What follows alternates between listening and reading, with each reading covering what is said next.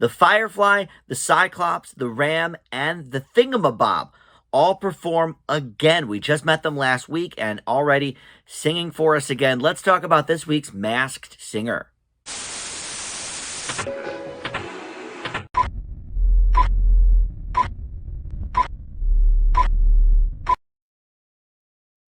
Hey guys, Dan here. This is Dan Reviews It, and welcome to the Masked Singer recap and reaction video for episode number 2 of season 7. I thought maybe we would be introduced to some new characters, but no, 4 of the 5 singers from last week are back to sing for us again in the good, the bad, and the cuddly season.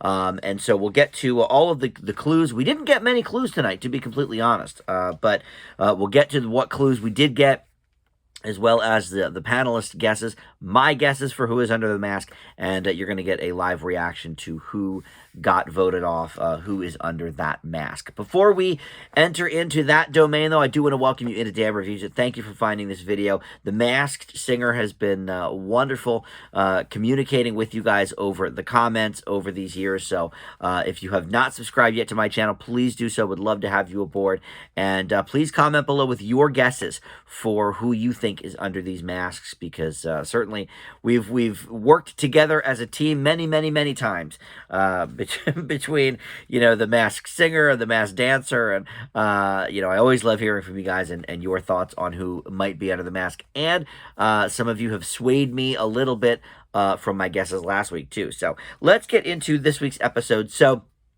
Eric Stonestreet is the guest for the panel this week, and he is, of course, now a Fox member with his new show, Domino Masters. I believe that's what it's called. I have not watched it yet, but it airs after The Masked Singer, so it makes sense. Get that synergy going. And so he was the guest and gave his clues. He had some actually pretty interesting and good insights. But, of course, the rest of the panel is still getting to know these characters as well, just as we are. So, I don't know what the reason was, but there was no real clue package this week. I mean, usually they'll do this like towards the end of the season when they've already given us so many clues. But I think in an effort to be a little bit more vague with who might be under the masks, because as we know, you guys and I know very well from these last few seasons that some of the clues were getting pretty easy. We would, kind of work them out after 2 or 3 performances, and then we're like, okay, now we're just waiting for them to get voted off because we know who's under. But I think maybe in order to keep it a little bit closer to the vest over there at Fox, they've decided not really to give us any clue packages this week. They gave us a clue after the performance, but they always sort of do that, so that's nothing really new. But the clue packages essentially included, or consisted entirely of, I should say, their performance from last week, like a snippet of that, and then them saying something about it, and then a clip of the panel, freaking out about how good they are or whatever. And then they say like one thing, but it's not really a clue. It's just something very vague, like, oh, gonna change it up tonight and, show a different side of myself. All right, well, that's not really a clue to who you are at all. So the clue packages are really, for definitely the first time this early in a season, were no help at all. I almost wrote down nothing from those clue packages. So first up was the Firefly, and she did PYT, Pretty Young Thing, from Michael Jackson back in the day. And then what they've called the mega clue for after they sing and they bring out something that is just enormous. And for Firefly, it was a picture of Pharrell, and it was sort of in like puzzle pieces. It was in like 4 parts that they sort of put it together. Oh, it's Pharrell, okay. And she said he has been a major key of her career. So, of course, right away, Alicia Keys was brought up last week, so I think Jenny was like, oh, my God, Alicia Keys. But nobody guessed her this week on the panel. Eric Stonestreet from Modern Family and the Domino program said Aisha Tyler, which is interesting because someone on the panel had said that last week. That was actually my guess last week. Some good old Aisha Tyler. We saw the Tyler Perry photo. We saw the microphone and the stand, like she's a stand-up comic. So I could see it, maybe. But some of the other guesses on the panel, Keisha Cole, who is, I don't know if that many people know who she is. She hasn't had a ton of really big hits or anything. I know her. But I don't really think it's her. And then Lauryn Hill was mentioned as well, I think possibly by Nicole. Love a good Lauryn Hill, but I don't think this is her. So I am going to change my thought from last week, Aisha Tyler. I think that this could be somebody that I think I mentioned last week because Monica was brought up, the singer from the 90s, Monica. And I sort of thought, okay, well, maybe it could be Brandy, but I ended up going with Aisha Tyler. I think I'm actually going to circle back to what I was thinking with Brandy. Brandy has worked with Pharrell. Of course, everyone has. Robin Thicke pointed that out. So that's, not really a clue, but he has done at least a couple of songs with her, and I think maybe he was about to produce an album for her. I'm not sure if that ever happened, but him and Justin Timberlake had come together to help produce an album from her, like in 2019 or something. So the clues we have so far, the sparkly tiara with the 3 pink jewels. Brandy played Cinderella in the I think it was a TV movie. The Apollo program that we saw, like the flyer for, here's, the Apollo. Not only did Brandy perform on Showtime at the Apollo in the 90s, but she also performed for a benefit to help the Apollo Theater out a few years ago. So I don't know. I'm going to say this could be Brandy. Some of you in the comments have mentioned this person. I think her name is Tiana Taylor, and she is from Super Suit 16 and all of this. I don't really know who that is. So until I get more clues that are really pointing me in that direction, I'm going to stick with people I know, and for now that means Brandy. It could very well be this Tiana Taylor person because I don't really know much about her. So, all right, number 2 to sing was the Cyclops. He is on the bad team. Firefly, I should say, was on the good team. Again, no real clue package here, so we'll get right into the song. Suspicious Minds from Elvis was the choice this time around in a completely different, really, style than the last time we saw this person perform. So, kind of interesting that they can mix it up like that. The mega clue was this like big meteorite thing, and he said he crashed to Earth in 1988. Or I'm sorry, he didn't say he did, but the meteorite had like a plaque on it that said it crashed to Earth in 1988. So obviously a significant date. And then Cyclops said about it that it came from a galaxy far, far away. All right, so guesses from the panel. Some of these guesses tonight, by the way, are so ridiculous. These big A-listers that are on the rise, and why would they do this show? But Ken thought, because he said Galaxy, maybe it could be Guardians of the Galaxy, so he guessed Chris Pratt. There's a 0% chance that Chris Pratt is doing this show at this stage in his career. It makes no sense. Okay, so moving on from that. But Eric Stonestreet, again, kind of an interesting guess here. I don't hate it. He thought it could be somebody a bit older and guessed John Lithgow because, third rock from the sun, a meteorite crashing. So that made sense. And then we've seen a couple of clues relating to this next person. I don't think it's him, but Nicole brought up Rob Thomas because we saw sort of an overnight scene in the last clue package. And 3 a.m. is one of their big songs. The compass was pointing southeast. They are from, or he specifically is from Florida. So that could come out. And then I even came up with one other one for Rob Thomas. In the preview, we saw a pirate treasure map, and it said 200 north and 4 south. Not positive what the south means, but 200 north could be an indicator that the Matchbox 20 album called North went to number 1 on the Billboard 200 albums chart. But I don't think it's Rob Thomas. That could be something, but I also couldn't figure out anything for 1988 with him. Matchbox 20 did not form until the mid-90s, so I didn't really find anything relating to him specifically about 88. But I'm between 2 people, so I'm changing my guess from last week. I said it could be Sean Astin from the Goonies because we had that pirate map and everything, and then just all the things that sort of were brought up in the last clue package.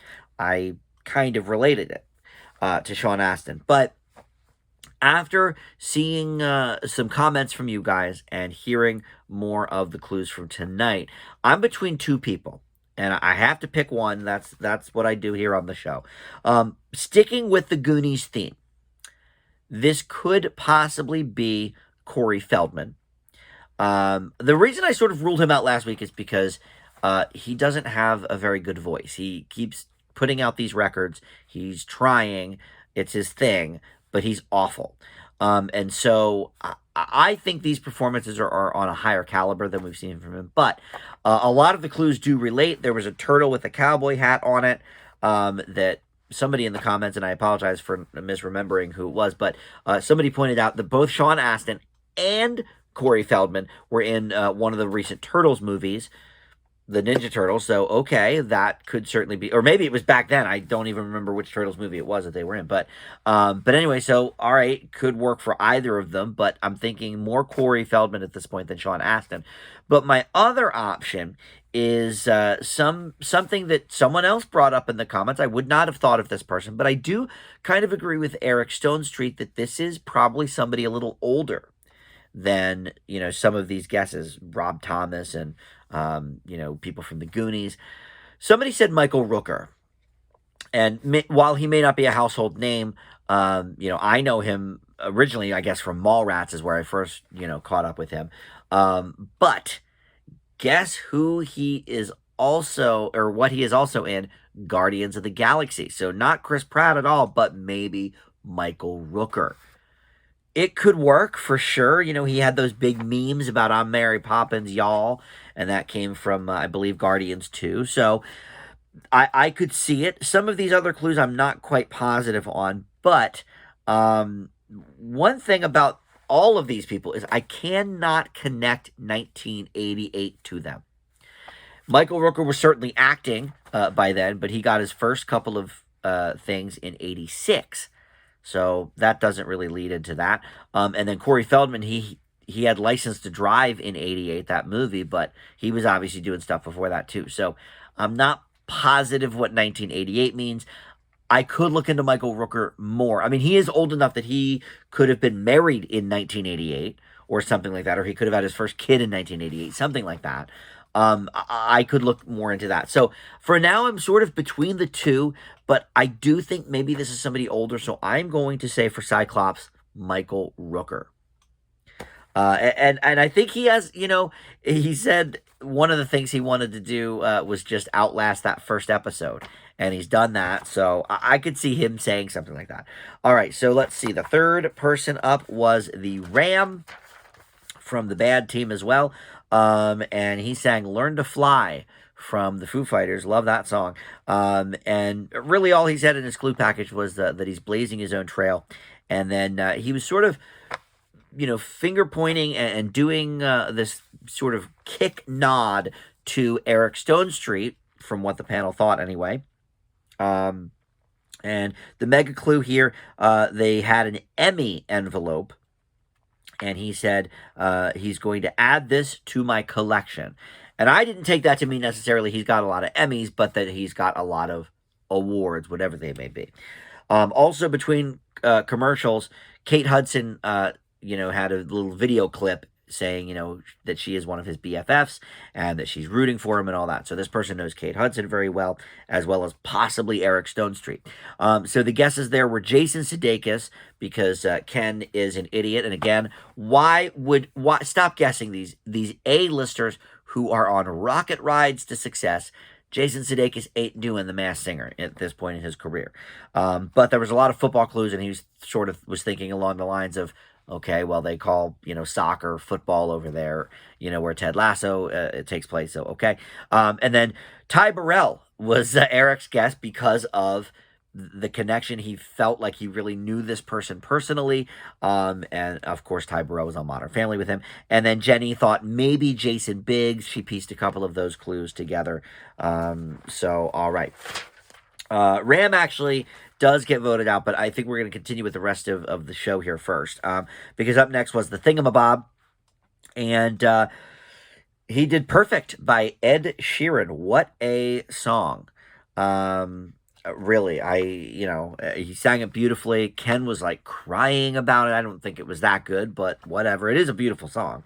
But yeah, Ken got all choked up about it. And then the mega clue there was these shields, of course, which made me think of Agents of S.H.I.E.L.D. And Robin as well was like, oh, is that an Avengers thing? And he said, I left my trident backstage, but I wanted to rock these shields to show America I'm ready for battle. So the guesses from the panel, again, there's only one of the three guesses that could even remotely be possible. Jenny thought it was The Rock because he said about, I wanted to rock these shields. Now, obviously, the panel must not watch the preview clues because in the preview show, they showed a photo of Dwayne Johnson. So it's obviously not going. I mean, that would be a little bit meta if they just straight up showed a picture of the person and that's the clue, but it's the real person. Like, so it's obviously not The Rock, but maybe they don't get those clues. And then Robin thought because he was talking about his trident and everything, he thought it was Jason Momoa. Again, a complete A-lister at this point in time. He's not doing The Masked Singer. And then Eric's guess is somebody I don't think people really know enough of, and that's Omar Benson Miller, who is on one of the like CSIs or something. But I guess Eric has worked with him, so he sort of knew that. All right. So, I guess I got to give my guesses here. Well, Ram will come back to, like I said, so I'm not going to give you my thoughts on that yet. But Thingamabob, Terrell Owens was my guest last week. And that is actually the only person from last week I'm sticking with. I'm going to stick on T.O., even though they were going actors this time around. I'm going to stick it with Terrell Owens. I don't necessarily know what Shields has to do with, except maybe, I don't know football that well, but, maybe with blocking and stuff. I don't know if he's a big blocker. But for the preview clue of Dwayne Johnson, I thought... Dwayne "The Rock" Johnson does that TV show Ballers, which is all about, I guess, football. I've never watched it, but I think there's a character on that show that is supposed to be modeled after T.O.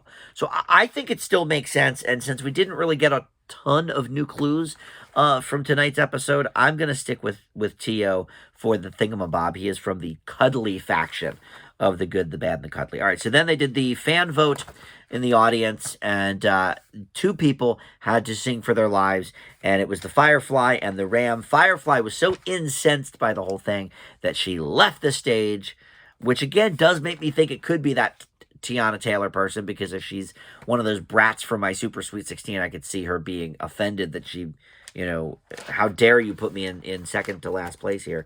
So they had to sing again, and she sang God is a Woman by Ariana Grande, and the Ram sang Take Me Home, Country Roads, the classic by John Denver, and he even sort of put his own little twist on it, saying, like, please take me home, as in maybe, hey, I've done my time here, but I don't need to be on the show any longer, blah, blah, blah.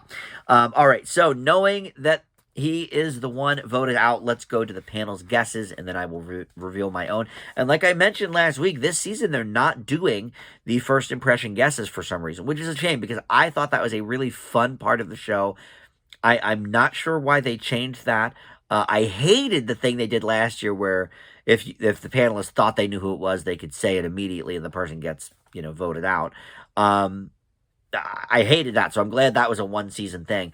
But they've done the first impression guesses a few seasons now, so I don't know why they stopped. But we didn't get those. But we did get their final guesses anyway for who might be under the Ram. Jenny stuck with her Jason Biggs guess. Ken stuck with his Jason Sudeikis guess. Nicole thought it could be Kelly Slater, the athlete. And I don't think that's a bad guess because last week we were all about the athletes. We were saying Peyton Manning and Jim Harbaugh and all these people. But Eric Stonestreet, because he knows this person, I guess maybe, again, I haven't seen the show, but I think maybe he's like one of the co-hosts or the commentator on the Domino Masters program.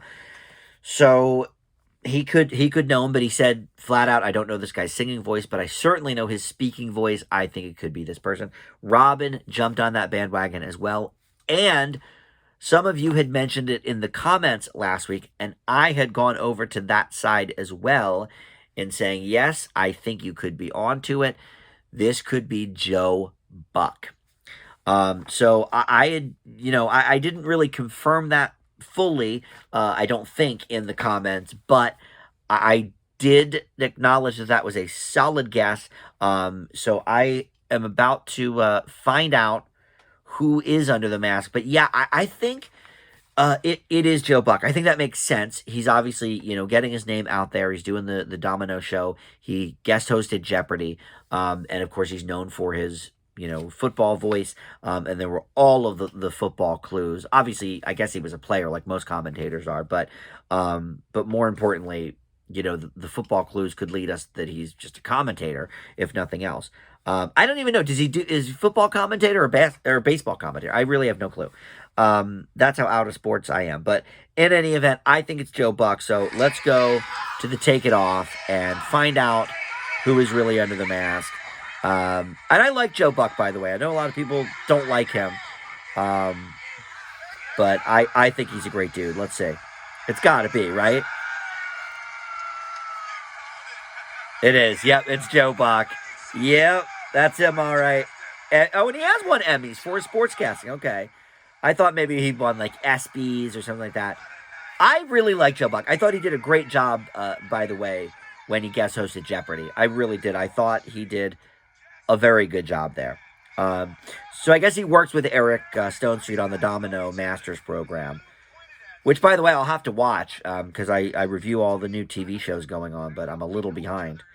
So yeah, Eric Stone Street's talking about how he felt like he knew. The referee's touchdown signal refers to Rams touchdown calls. Okay, so does he go? Oh, Ram. I thought they meant Rams, the football team. Yeah. Okay, so he calls all the touchdowns. The antlers in the clue package are a reference to Ram's last name, Buck, and Robin had sort of pointed that out as well. Let's see what he says. And kind of throw my nerves to the wind and sing in front of this great audience. I was like, hey. Yeah, all right. Why not? I think Joe Buck likes to have fun in his life. I think he's just kind of doing whatever. Play-by-play. I do play-by-play of games. Oh, there was a clue about play-by-play. I guess I missed it. Because my broadcast partner for 20 years on Fox is quarterback Troy Aikman. Okay, well, that makes sense. So Troy Aikman, the quarterback, that means, for the... But even still, regardless, it's still a football reference, The horse is a nod to Ram's early career, calling horse races. All right, well, I certainly didn't know that. But, all right. Well, anyway, I think that's enough clues for now. All right, so there we go. I actually wish we had more clues to discuss, but I think they're maybe doing the right thing here by making this a little bit harder than some of the previous seasons. Also, they don't seem to be... And we'll see, I guess, as the weeks go on, these other contestants that we haven't heard from yet. But doesn't seem to be a lot of actually professional singers. And I think that's probably best. Like Taylor Dayne, for example. The very first episode she was on, I was like, well, that's Taylor Dayne. Jewel, same thing, last season. Oh, well, that's Jewel. That's pretty obvious. Natasha Bedingfield, I felt the same about. So I actually like that they're giving us people that aren't necessarily professional singers. So we'll see how the rest of this shakes out. Is it Michael Rooker?